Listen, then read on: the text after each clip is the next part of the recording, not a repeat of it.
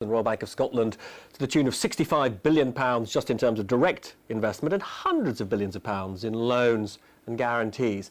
And independent Scotland simply couldn't have afforded those bailouts, could it? It would have bankrupted Scotland. Yes, an independent Scotland would have been able to afford those type of commitments, because I think, as you see from what the Chancellor is now saying, the Chancellor fully expects to be able to make a return on the investment that the taxpayers had to make in these banks. But that was by no means certain at the time. Well, but I think, well, obviously the banks have got a lot of difficulties and a lot of problem assets. They've also got a lot of very strong assets into the bargain, and the taxpayer now has a stake in those assets. And the Chancellor expects, and I can only take the Chancellor at face value, he expects to make a profit out of that investment. Now, if you wouldn't have had the money in the first place. But Scotland was too small to have the money. The balance sheet of HBOS and Royal Bank of Scotland would have been many times the GDP of Scotland. You would have been exactly like Iceland. But if you look at the like-for-like comparison, an independent Scotland would have access to the asset base, which is probably the biggest asset base of the United Kingdom, which is the North Sea oil and gas wealth, which is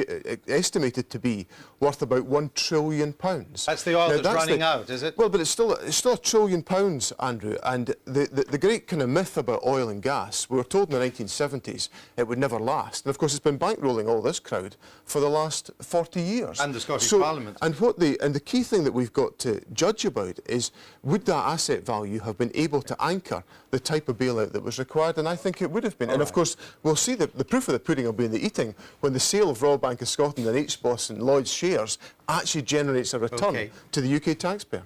Peter Mandelson, given that... Make a very healthy profit, in fact, for the UK taxpayer.